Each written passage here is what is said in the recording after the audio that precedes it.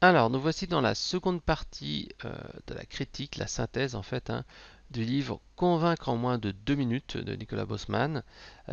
Donc, c'est un article que j'ai rédigé pour le blog de Sparklane, la solution de Sales Intelligence qui aide les commerciaux à vendre plus et mieux. Alors, en fait, dans la première partie, on avait vu comment on arriverait à convaincre grâce à un petit peu le synchronisme, la méthode KFC pour atteindre ses objectifs, les fondamentaux pour être plus convaincant. Ce qui est bien dans ce bouquin, c'est que si on revient sur quelque chose qui est assez fondamental et qui est assez basique, c'est qu'il faut définir sa mission et son but en fait. Tout simplement, pour faire un bon pitch et être convaincant, il faut savoir pourquoi la boîte est créée, quel est l'objectif. En fait, c'est ce que Nicolas appelle la grande idée de l'entreprise. La grande idée, c'est pourquoi l'entreprise existe. En fait, cette grande idée permet de répondre à plein de questions et de savoir si on accomplit correctement sa mission. La grande idée, ce qu'on appelle également la vision, c'est ce que l'entreprise veut achever dans le futur. Par exemple, il donne l'exemple des hôtels Marriott. La grande idée, c'est vous faire sentir comme à la maison. Vous, votre grande idée, quand vous allez vendre vos produits, c'est quoi? C'est par exemple améliorer l'expérience client ou faire en sorte que vos clients soient contents, ou c'est faire en sorte que si vous êtes dans un restaurant, que vos clients repartent avec une autre idée de la cuisine italienne, j'en sais rien, ou que les gens disent voilà une crêpe finalement, c'est une crêpe bretonne. Si je suis un restaurateur, c'est pas juste une crêpe, j'ai vraiment découvert ce que c'était la crêpe en venant chez eux. Donc ma vision et ma mission, c'est se dire ok, bah moi je veux donner ces lettres de noblesse à la crêpe, c'est pas juste la compète et jambon beurre, mais des trucs vraiment originaux que les gens vont se dire waouh, mais c'est incroyable ce truc là, je ne pensais pas que ça existait des crêpes comme ça. Voilà. Donc en fait, euh, est-ce que l'entreprise a une grande idée ou pas? Ça, cette vision, c'est vraiment important. C'est par exemple pour conseil marketing, c'est de démocratiser le marketing auprès des PME. La mission, c'est le présent. C'est de donner tous les semaines des conseils pratiques. La vision, c'est qu'est-ce qu'on va arriver à long terme. Qu'est-ce qu'on va faire dans le futur. C'est vraiment ça. La mission, c'est ce qu'on va donner au quotidien. Voilà. La vision et la mission, ça permet en fait de vraiment de dire aux gens de l'entreprise, on va dans telle direction. Après, tout simplement, vous avez ce que Nicolas appelle la publicité ou ce qu'on appelle le pitch. En fait, c'est expliquer votre société. Qu'est-ce que c'est exactement? Qu'est-ce que votre société comprend mieux que les autres? Qu'est-ce qu'elle offre et comment on donne aux gens envie d'en savoir plus? Moi, le pitch parfait, c'est le nom de votre entreprise a été conçu pour la cible qui veulent faire ceci, cela, avec le problème à résoudre. Ensuite, le nom du produit est un produit de telle catégorie, mais qui, au contraire de tous ses concurrents, permet de faire ça, ça, enfin surtout ça, et un petit peu ça. Alors, on met vraiment en avant la fonction unique, grâce à tel truc, qui est vraiment le truc qui est complètement différent des autres et qui apporte vachement de valeur ajoutée. Et à la fin, on finit par le call to action qui est d'ailleurs, je vous propose gratuitement, ou je vous propose de regarder, ou si vous connaissez quelqu'un qui est intéressé par ça, je peux lui me déplacer, je peux lui offrir un livre blanc, etc. Donc ça donne nom de votre entreprise a été conçu pour la cible qui veulent le problème. Le nom du produit est un produit de telle catégorie, mais qui au contraire de ses concurrents permet de faire ceci, résoudre tel besoin, grâce à la fonction exclusive XYZ. D'ailleurs, je vous propose gratuitement de tester tel truc si ça vous intéresse. Voilà. Donc vraiment le style après pour convaincre, comme je le disais, l'habit ne fait pas le moine, mais il y contribue fortement. Donc en fait, il est vraiment important de se dire que le look que vous avez influence sur la manière dont les gens vous perçoivent. Moi j'ai toujours le souvenir, en fait j'ai travaillé comme consultant pour une web agency qui était orienté B2B haut de gamme. Et c'est vrai qu'au bout de quelques rendez-vous, il y a le patron de l'agence qui me disait mais attends Fred, faudrait vraiment que tu changes ta chemise là. T'as une vieille chemise noire élimée, c'est pas très beau. Alors elle n'était pas élimée, elle était un petit peu usée. C'est vrai que j'avais passé un coup de fer dessus le matin même et je crois que j'étais allé un petit peu fort sur le fer à repasser. Et ma chemise marron avait pris un petit peu de couleur quoi.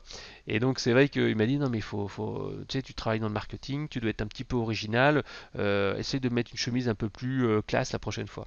Et en plus, on était dans une grande marque, on allait à un rendez-vous dans une grande marque en fait de fringues, luxe, haut de gamme. Donc forcément, moi avec ma chemise qui était un petit peu repassée à la va-vite et qui n'était pas de la dernière mode, bah forcément, ça m'a, il m'a dit, bah non, il faut, hop, carton rouge ou carton jaune en tout cas. Et donc après, bien sûr, bah, j'ai sorti ma plus belle chemise pour aller au second rendez-vous. Donc voilà, c'est pour vous dire que l'habit ne fait pas le moine, mais il y contribue. Donc pensez à l'image que vous donnez. Même d'ailleurs, il faut plutôt faire l'inverse, c'est-à-dire quelle est l'image que vous voulez donner, et ensuite vous allez choisir les vêtements pour cela. Donc dans son bouquin, Nicolas Bosman recommande d'avoir un look ce qu'il appelle autoritaire et accessible, c'est-à-dire qu'on va mettre en fait des vêtements pas trop confortables, mais on va mettre une petite touche de fantaisie. Par exemple, une femme, ça sera un foulard ou avec un tailleur sérieux, un homme pour avoir une écharpe colorée ou un chèche. Bref, euh, l'important c'est se dire ok, quelle image je vais donner. Si je suis avec un jean et si je suis avec un polo, c'est pas du tout la même chose qu'avec un pantalon de toile et ensuite une chemise quoi.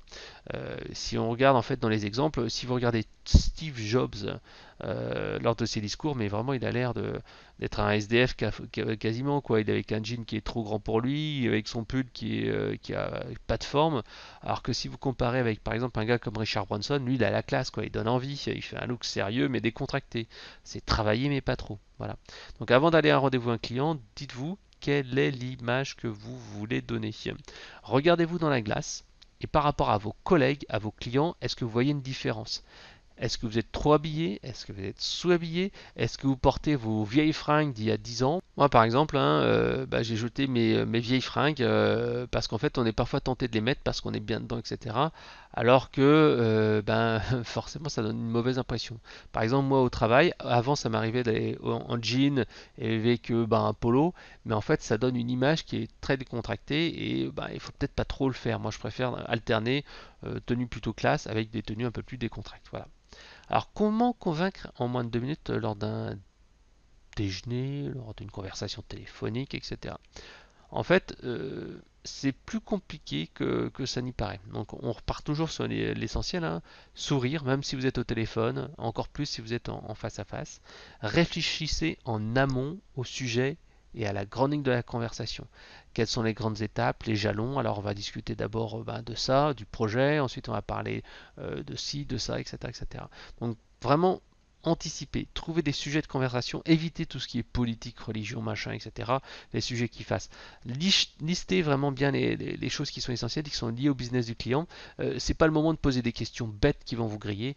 Au contraire, essayez de poser des questions un petit peu intelligentes, un petit peu travaillées. Voilà. Pensez à ce que veut le client, comment vous pouvez attirer son attention. Si vous êtes au téléphone avec un prospect, restez debout. Être debout, ça donne beaucoup plus d'énergie, c'est beaucoup plus positif par rapport à quelqu'un qui est assis, qui est souvent en plus comme moi là un petit peu allongé, c'est pas le top quoi. Voilà. Sur les médias sociaux, c'est pareil. En fait, vous pouvez utiliser les médias sociaux pour convaincre de manière indirecte. Par exemple, vous pouvez utiliser LinkedIn pour avoir des recommandations, pour proposer en fait à des gens vos produits, pour faire un rappel de votre actualité. On n'est pas là pour vendre, on est là pour en fait utiliser ces réseaux-là pour avoir de la viralité, hein. Voilà. Alors, lors des événements physiques, Nicolas Bosman, en fait, il donne quelques conseils. Bon, pour être présenté à des personnes, il faut déjà commencer par présenter d'autres personnes à d'autres personnes. Ensuite, rester concentré sur une personne n'est rien de plus mal poli que de laisser tomber une personne lorsqu'on voit un big boss qui arrive ou un quelqu'un d'important. Entrer en contact avec quelqu'un grâce au regard, c'est super important. Regard et un sourire. N'hésitez pas à faire un déjeuner de travail. Moi, tous mes meilleurs partenariats ont tous été faits lors d'un déjeuner. C'est là vraiment ce qui est le plus essentiel. Voilà. Moi, ce que je vous donne comme conseil, également essayez de trouver un restaurant que vous connaissez bien, qui est pas trop bruyant, où vous vous sentez à l'aise. Moi, à chaque fois, je regarde par exemple sur La Fourchette, qu'est-ce qu'il y a comme resto aux alentours. Si c'est marqué bruyant, machin, etc., je n'y vais pas. J'essaie de trouver un truc un peu plus discret, peut-être un peu plus cher, mais en tout cas, vous ne serez pas serré, vous pourrez parler de manière tranquille. Voilà. Alors, aussi, vous devez sans doute prendre la parole en public. Là encore, ce bouquin, il est pas mal là-dessus, parce qu'il permet en fait d'apprendre à être plus à l'aise lors de ces présentations orales. Alors, il donne quelques règles simples, et c'est vrai que ces règles simples sont faciles à suivre, hein. La première, c'est respirer lentement. vous respirez par le ventre comme ça, au lieu de respirer par la bouche en fait.